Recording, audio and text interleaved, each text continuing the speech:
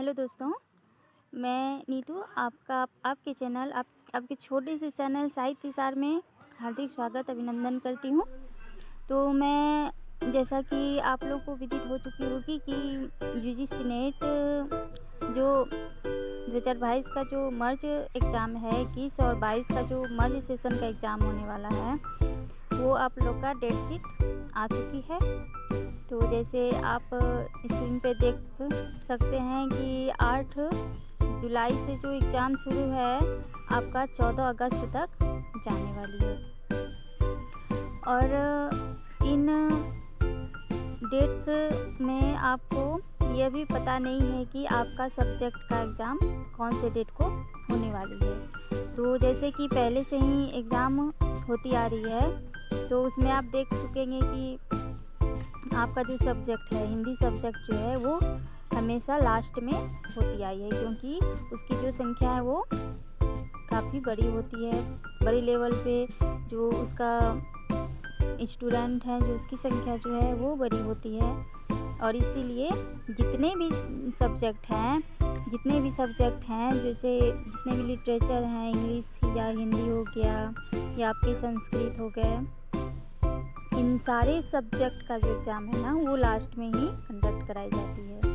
तो जैसे कि आप मान के चलिए कि मैं एग्जैक्ट तो नहीं बता सकती, क्योंकि मैं कोई भविष्यवाणी तो नहीं करना चाहती हूँ इस मैटर में। तो एनटीए 1-2 दिन में मुझे लगता है कि डेट शीट जैसे जारी किया उसके अब सब्जेक्ट वाइज भी आपका जारी कर दें वो। तो आप मान के चलिए कि जिस तरह पिछली बार से होती हुई एग्ज़ाम आ रही है वैसे ही इस बार भी एग्ज़ाम 12, 13 या 14 को भी आपका हिंदी का एग्ज़ाम हो सकता है। तो आप ये मान के नहीं चलिए कि आपका एग्ज़ाम जो है अगस्त में होगा। आप ये मान के चलिए कि आपका एग्ज़ाम जो है ना वो 8 जुलाई को ही फर्स्ट शिफ्ट में है। इससे क्या होगा कि आपके दिमाग में एक प्रेशर बनी रहेगी जिससे आप अच्छे से तैयारी करेंगे और आपको लगेगा कि नहीं मेरा 8 जुलाई को ही एग्ज़ाम है तो मैं अच्छे से फुल कॉन्फिडेंस, सबसे पहली बात आप फुल कॉन्फिडेंस के साथ पढ़ाई को पूरा सीरियसली लेके जब पढ़ते हैं ना तो आपकी समस्या जो है ना वो 99% सॉल्व हो सकती है। मैं आपको ऐसे नहीं बता रही हूँ क्योंकि ये ट्रू है। और रही बात आपको इस टाइम पे जो क्या क्या पढ़ना है उसके अकॉर्डिंग अगर मैं बताऊँ तो आप अभी जो है ना आप बुक को साइड कीजिए। पहली बात आप बुक को साइड कीजिए और सबसे इम्पोर्टेंट जो PYQ है ना उसको सॉल्व कीजिए। जो 35 शिफ्ट के जो PYQ है ना उसको सॉल्व कर लीजिए।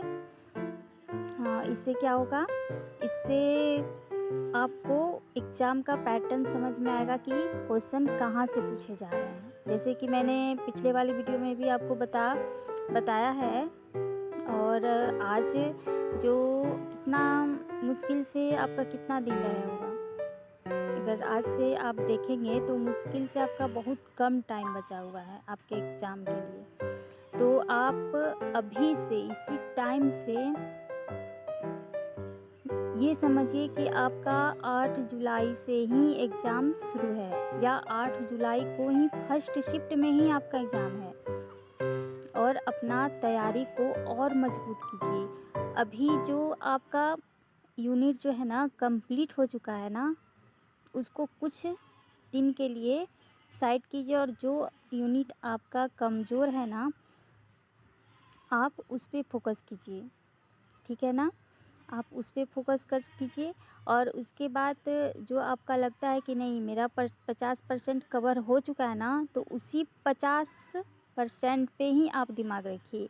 ये नहीं कि नहीं मेरा तो 50% कवर हो चुका है तो मैं और 50% कवर आगे कर सकती हूँ, तो ऐसा नहीं है। क्योंकि अगर आप अभी न्यू कॉन्सेप्ट को पढ़ेंगे ना तो जो पुराना जो कॉन्सेप्ट आपके दिमाग में है ना वो डिलीट हो चुका होगा। और जब वो डिलीट हो चुका होगा तो जो न्यू कॉन्सेप्ट आप पढ़ेंगे ना तो वो कोई काम का नहीं होगा। समझ रहे हैं ना मेरी बात को, वो कोई काम का नहीं होगा। इसीलिए आप जो पढ़ चुके हैं ना उसी का रिवीजन कीजिए अभी लास्ट टाइम में। ये मत सोचिए कि ये पीडीएफ पढ़ लूँ, ये बुक पढ़ लूँ, यहाँ से ये नोट्स मिल रहे हैं तो इसको भी मैं देख लूँगा, ऐसा नहीं है। आप लास्ट टाइम में सिर्फ PYQ जो मोस्ट इम्पॉर्टेंट है उसको तो आप छोड़ ही नहीं सकते हैं, चाहे वो पेपर 1 के हो या पेपर 2 के हो आपका, तो उसे तो आप छोड़ ही नहीं सकते हैं। बाकी रही रिवीजन की बात, तो रिवीजन आप डेली का डेली कीजिए।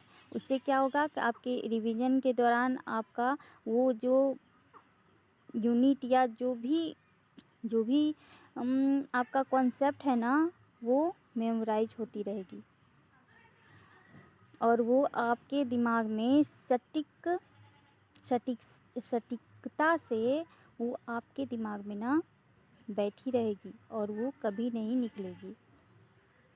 और दूसरी बात जो है ना, अभी आप मॉक टेस्ट भी लगाइए और न्यू कॉन्सेप्ट को तो हाथ तक नहीं लगाना है।